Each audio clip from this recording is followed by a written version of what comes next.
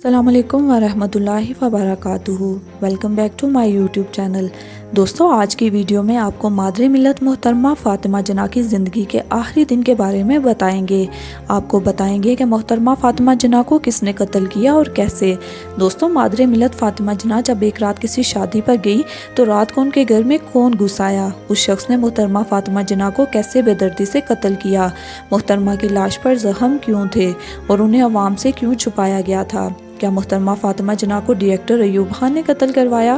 محترمہ فاطمہ جناح کو غسل دینے والی غسالہ نے ان کی ڈیڈ باڈی کو دیکھا تو اس کی چیخ کیوں نکلی؟ ہم آپ کو آج یہ تمام تفصیلات محترمہ فاطمہ جناح کے بارے میں بتائیں گے اور انہوں نے مرنے سے پہلے آخری بار کیا کہا تھا۔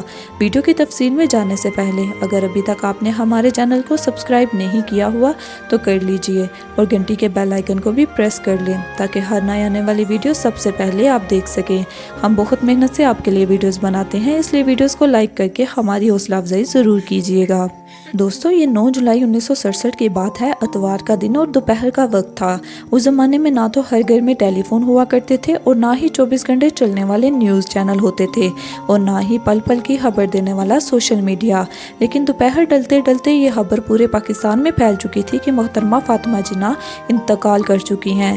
انتقال سے ایک دن قبل مادر ملت فاطمہ جناح حیدرآباد دکن کے سابق وزیر اعظم میر لائق علی کی صاحبزادی کی شادی میں شریک ہوئی۔ قائد اعظم محمد علی جناح کے سابق پرائیویٹ سیکرٹری نے محترمہ فاطمہ جناح کے انتقال کے بعد بتایا کہ میر لائق علی کی صاحبزادی کی شادی میں ان کی ملاقات محترمہ فاطمہ جناح سے ہوئی۔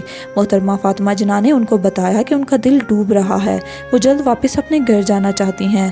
ناظرین، مادر ملت کا معمول تھا کہ وہ سونے سے قبل اپنے موٹا پیلس کے تمام دروازے بند کر کے بلائی منزل میں اپنے کمرے میں سو جایا کرتی تھی اور صبح بیدار ہو جانے کے بعد چابیوں کا گچھا بالکنی سے نیچے پھینک دیتی تھی تاکہ ملازم ان کو اخبارات پہنچا دیا کریں۔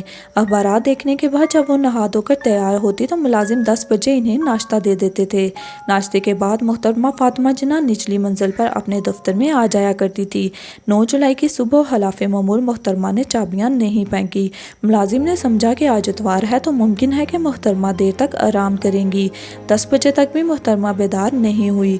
دروازہ کھٹکھٹانے کے بعد کوئی نتیجہ نہ نکلا تو ملازم ان کی ہمسائی بیگم غلام حسین ہدایت اللہ کے پاس گیا اور انہیں ساری صورتحال بتائی تو وہ فوراً قصر فاطمہ پہنچی۔ جب دروازہ کسی طرح نہ کھلا تو ایک روایت کے مطابق اسے توڑ کر اندر داخل ہوئے اور دوسری روایات کے مطابق کسی اور چابی کی مدد سے دروازہ کھولا گیا جہاں بستر پر محترمہ فاطمہ جناح کی لاش پڑی تھی۔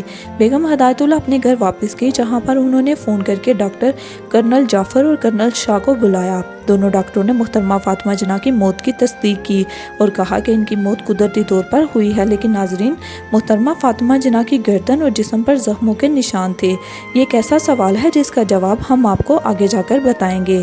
حکومت نے اگلے دن عام تعطیل کا اعلان کیا اور فیصلہ کیا کہ محترمہ کو دیوا شاہ قبرستان میں دفن کیا جائے، لیکن محترمہ کے لواحقین اور عوام نے اس فیصلے کو ماننے سے انکار کر دیا۔ چنانچہ حکومت نے اعلان کیا کہ انہیں قائد اعظم محمد علی جناح کے مزار کے احاطے میں شہید ملت لیاقت علی خان اور سردار عبدالرب نشتر کی قبر کے ساتھ دفن کیا جائے گا۔ محترمہ فاطمہ جناح کی لاش کو غسل دینے کے لیے حاجی ہدایت اللہ اور حاجی کلو کو طلب کیا گیا۔ یہ وہی غسال تھے جنہوں نے قائد اعظم محمد علی جناح کی میت کو غسل دیا تھا۔ حاجی کلو کی ہدایت پر 3 غسالہ خواتین فاطمہ سید، فاطمہ قاسم اور فاطمہ بائی نے محترمہ فاطمہ جناح کی میت کو غسل دیا۔ صدر مملکت ایوب خان نے اپنی ڈائری میں 9 جولائی کے اندراجات میں تحریر کیا کہ دوپہر کے وقت انہیں اطلاع ملی کہ حرکت قلب بند ہونے یعنی ہارٹ اٹیک کی وجہ سے مس فاطمہ جناح کا انتقال ہو گیا ہے، اور لکھا، مجھے بتایا گیا ہے کہ عوام کا اصرار ہے کہ انہیں مزار قائد کے احاطے میں دفن کیا جائے۔ میں نے ہدایات جاری کی کہ مزار قائد کے انجینئر سے مشورہ کیا جائے اور اگر مزار کی خوبصورتی متاثر نہ ہوتی تو اس پر عمل درآمد کیا جائے، اور لکھا کہ اگلے روز میں نے عام تعطیل کروانے اور پورے ملک میں سوگ منانے اور پرچم سرخرو کرنے کا اعلان کیا۔ یہ فیصلہ بھی کیا کہ جنازے میں میری نمائندگی میرے military secretary major general Rafi اور حکومت کی نمائندگی وفاقی وزیر شمس کریں گے۔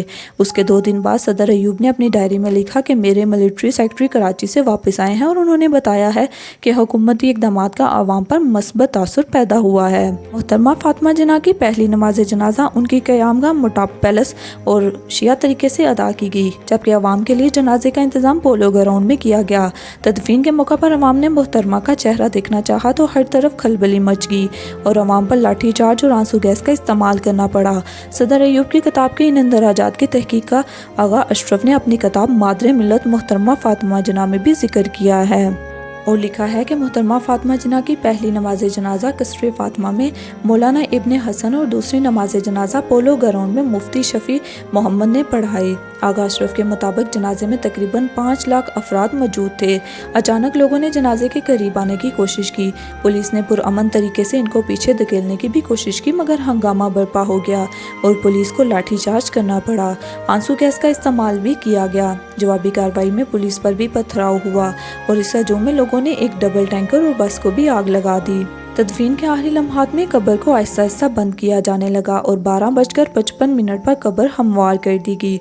नाजरीन, अब हम आपको मोहतरमा फातिमा जिन्ना की मौत के हवाले से बताते हैं कि उनको किस तरह से कत्ल किया गया और उनकी डेड बॉडी पर जख्म के निशान क्यों थे। नाजरीन, मोहतरमा फातिमा जिन्ना की तदफीन के बाद मुख्तलिफ हलकों ने यह कहना शुरू कर दिया कि उनकी वफात तिबी तौर पर नहीं बल्कि उन्हें कत्ल किया गया था। शाकिर हुसैन शाकिर ने अपनी किताब मादरे मिल्लत मोहतरमा फातिमा जिन्ना में लिखा कि फातिमा जिन्ना की वफात के बाद लेडी हदायतुल्लाह की जानब से बताया गया कि लेडी हदायतुल्लाह और फातिमा जिन्ना की भांजी ने जब कमरे का ताला देखा तो कि उनके ड्रेसिंग रूम का दरवाज़ा खुला हुआ था, जो कि वो हमेशा बंद करके सोया करती थी। वहाँ से जो दरवाज़ा गैलरी में जाता था वो भी खुला हुआ था। वहाँ से जब झांका तो फातिमा जिन्ना तिरछी अपने बिस्तर पर मुर्दा पड़ी थी और उनका एक हाथ गले के पास मौजूद था। उन्होंने लिखा कि वो कुछ अरसे बाद लेडी हदायतुल्लाह से फिर मिली और उनसे कहा कि सुना है कि मोहतरमा के गले पर निशान थे। अब तो यूबान की हुकूमत भी नहीं है, अब तो आप मुझे बता दें कि आया इनके गले में निशान थे। तो लेडी हदायतुल्लाह ने इस बात से इनकार नहीं किया कि उनके गले में निशान नहीं थे, क्योंकि लेडी हदायतुल्लाह ने ही इनके वफात के बाद सबसे पहले इनको देखा था। शाकिर हुसैन शाकिर के मुताबिक मादरे मिल्लत की मौत से मुतल्लक 1971 में कुछ इंकशाफात मंजर आम पर आए और ये इंकशाफात उन्हीं लोगों ने किए जिनमें वो 3 गुसाला भी शामिल थी, जिन्होंने फातिमा जिन्ना को गुस्ल दिया था। तीनों गुसाल वहां चली गई जहां पर फातिमा जिन्ना की लाश पड़ी थी। गुस्ल के दौरान उन्होंने देखा कि मोहतरमा के जिस्म पर गहरे जख्म के निशान थे और जगह जगह चोटें भी लगी थी। हम खामोश रही और अपना काम करती रही। गुसालों ने इनके जिस्म पर जो निशानात देखकर एहतजाज करना चाहा और नौयत मालूम करने के लिए जुबान खोली, लेकिन कुछ लोगों ने कहा कि इस मामले में खामोशी इख्तियार की जाए। हाजी कुल्लू ने कहा कि मुझे बताया गया कि मुझसे पहले कई लोग लाश देख चुके हैं, जिनमें डॉक्टर्स भी शामिल थे। मैं खामोश हो गया कि खुदा जाने क्या मसला है। बाद में गुसाला फातिमा सैयद ने मुझे बताया कि जब मैं गुस्ल के लिए मैयत का जायजा लिया तो मेरी रूह ही लर्ज गई और मुझे होश न रहा। मादरे मिल्लत की गर्दन पर 4 इंच से लंबा एक जख्म था जिस पर टांके लगे थे। उनके घुटने पर जख्म था और दायां रुखसार सूजा हुआ था और जिस्म नीला होकर अकड़ गया था। उनकी चादर और लिबास खून में लथपथ थी और खून के खुश्क धब्बों से कपड़ा सख्त हो गया था। मैंने मोहतरमा के जिस्म पर जख्मों के बारे में मुंह खोलना चाहा, मगर मुझे खामोश करवा दिया गया। खून आलूद कपड़े मैं अपने साथ इजाजत से अपने घर ले गई। 1 साल तक ये मेरे पास रहे। जब सुकड़ने लगे तो मैंने अपने घर के पास एक थैली में बंद करके दफन कर दिए। मुझे लोगों ने खौफ दिलाया कि मैं किसी से भी इनका तज़किरा ना करूं। मैं खौफज़दा थी, मगर मेरा ज़मीर मुझे बार बार मजबूर कर रहा था कि मैं वो सब कुछ बता दूं जो मैं जानती थी। एक और गुसाला फातिमा बाई ने मोहतरमा फातिमा जिन्ना के जिस्म पर निशानों की तस्दीक करते हुए कहा कि मोहतरमा के पेट पर एक सुराख था जिसमें से पानी बह रहा था। उनके जिस्म पर जगह जगह नील पड़े थे। ऐसा मालूम होता था कि जैसे किसी ने उन पर तशद्दुद किया हो। मोहतरमा फातिमा जिन्ना की मौत की रिपोर्ट अयूब खान के उस वादे पर तैयार की गई कि जिसमें मोहतरमा के बांझे मशहूर माहिर कानून अकबर भी मुलाकात में की थी। तीसरी गुसाला फातिमा कासिम ने भी इन्हें तफसीलात की तस्दीक की और इनसे यही साबित हो सकता है कि जब मोहतरमा शादी की तकरीब में गई थी तो डाकू पहले से इनके कमरे में दाखिल हो चुका होगा और इनके कमरे में आने से पहले छुप गया होगा और जब वो सो गई होंगी तो नामालूम शख्स ने कीमती जेवरात हासिल करने के लिए उन पर हमला कर दिया होगा, क्योंकि मोहतरमा के पास बहुत से कीमती जेवरात थे। इसके साथ ये तबसरा भी है कि क्योंकि वो गुस्सीली आदत की मालका थी तो घरेलू मुलाजमीन इनसे बहुत डरते थे। इन्हें अगर किसी मुलाजम की दयानतदारी मशकूक नजर आती थी तो इस पर तहकीक करके इसको निकाल देती थी। शायद किसी मुलाजिम ने किसी रंजिश का बदला लेने के लिए ये हरकत की हो। नूरे सुबह ने लिखा कि जब बेगम हदायत वहां पहुंची और कमरे के ना खुलने पर परेशान थी तो एक नौकर जिसे फातिमा जिन्ना ने भी कुछ दिन पहले ही निकाला था बोला कि मेरे पास एक चाबी है, शायद इससे ये ताला खुल जाए। नौकर ने चाबी दी और ताला खुल गया। جس کے بعد لیڈی ہدایت اللہ نے واپس تالا لگا دیا اور چابی یوں کی یوں اس کو واپس کر دی۔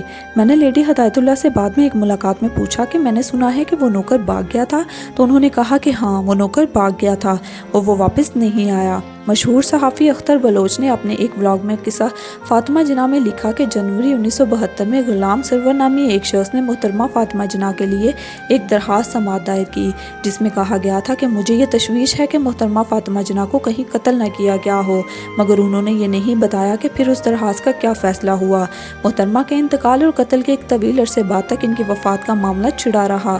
2003 میں پاکستان کے سابق وزیر خارجہ اور جنرل شریف الدین زادہ نے اس وقت کے وزیر اعظم میر ظفر اللہ جمالی سے مطالبہ کیا کہ محترمہ فاطمہ کے قتل کی قاضی عیسیٰ کی موجودگی میں جو انکوائری ہوئی تھی اور اسے منظر عام پر لایا جائے۔ یہ رپورٹ صدر ایوب خان کے اس وعدے پر تیار کی گئی تھی جو انہوں نے محترمہ کے بھانجے ماہر قانون اکبر سے کیا تھا، تاہم آج تک نہ تو کوئی رپورٹ سامنے آئی ہے اور نہ ہی کوئی جواب مل پایا ہے۔